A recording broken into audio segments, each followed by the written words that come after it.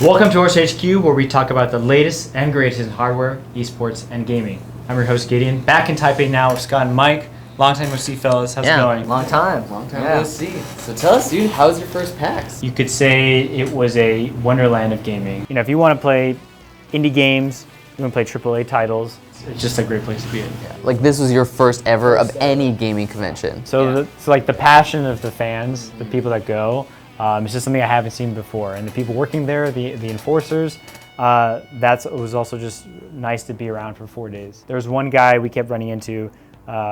He kept dressing up as Bob Ross, someone I think you're familiar with, Scott. Yeah, it's Bob Ross for Halloween, and I definitely did it better. Yeah. But you know, like I said, I think there's just something there for everyone. Yeah. You did a vlog while you're out there. Can we check some out? I did do a vlog. Let's roll the vlog. Hey guys, really excited to be in Boston for my first ever PAX East. I can't wait to get on the ground and talk to all the convention goers about Battle Royale. With that in mind, let's go to PAX. Welcome to PAX.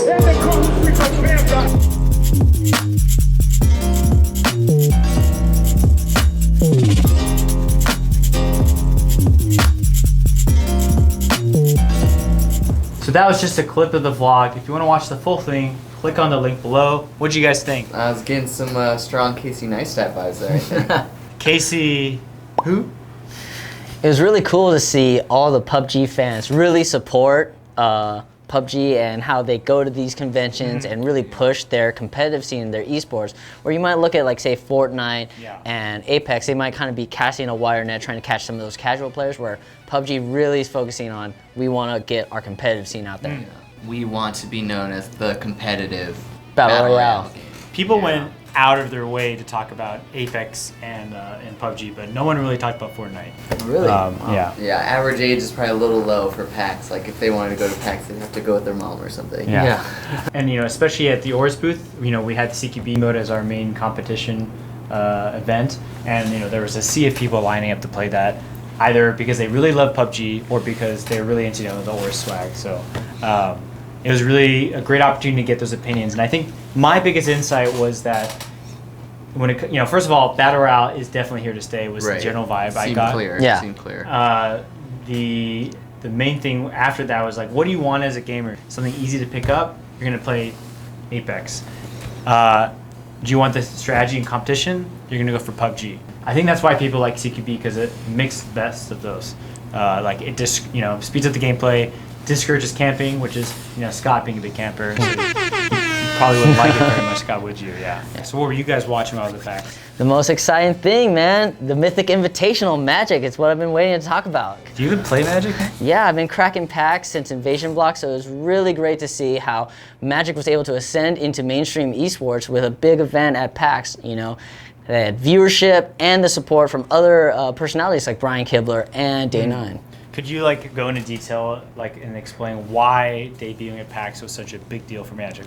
So not only was it a huge tournament, they had a spoiler for War of the Sparks, where they started their previews of cards so they could really debut their new set, as well as show people like the top echelon of their esports events. Layer hype on hype on hype, right? Yeah, definitely. Yeah, there's definitely like strong flashbacks to like the International, the very first one for Dota, right? Where they did that at a gaming convention. Yeah. Wizards seem to be like following in their footsteps almost. Yeah. And like they put up $1 million for first place, right?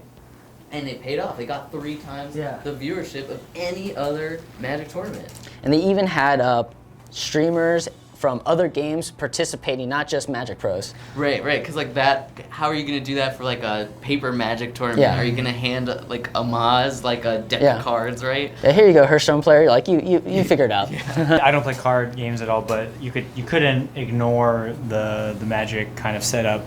There was like crazy lighting and pyrotechnics, so you know, whenever you're walking around, you couldn't help but notice them. With their player interest, they'd have Day9 announcing some player, and then there'd just be these pyrotechnics where there'd be like sparks, sparks, sparks, sparks flying as the player walks out. Can we get that again?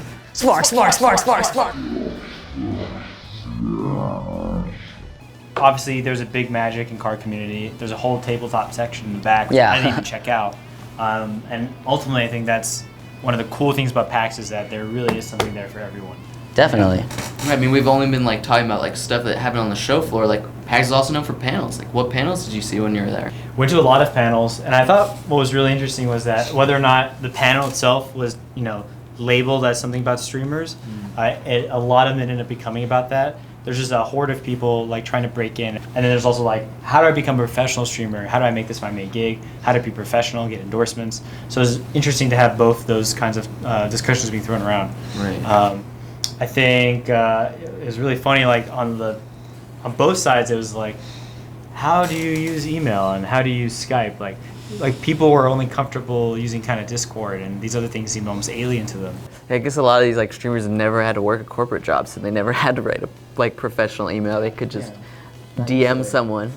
One of the panelists, he works with influencers at Bethesda, and his big thing was like, hey, I want to see you be consistent. I don't want to see you bashing a game previously and then trying to get money the next day, just for the sake of an endorsement. Like, don't just follow the money. And I think that's really good advice for starting out this kind of creative entrepreneurial endeavor.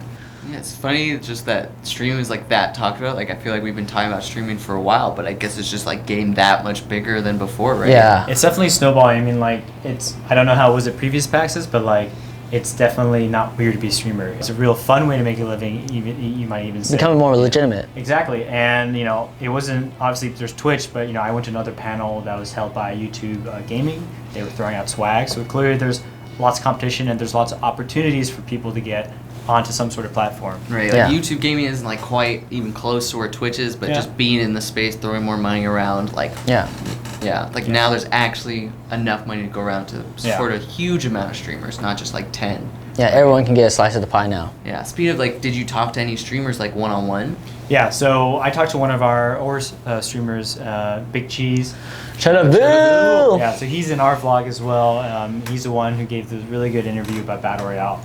And he said, everyone starts from zero, stream like everyone's watching. And I think that was like a really good piece of advice because you really do have to visualize that you're on a big stage. And that's, a really good way a mentality to have as you're engaging your audience. Definitely. Yeah, it's great advice.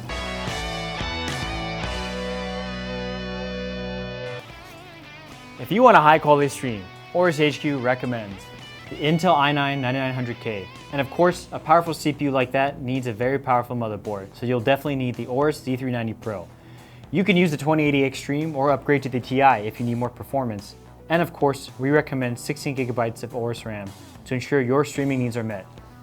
That's it for this episode of AORUS HQ. See you next time.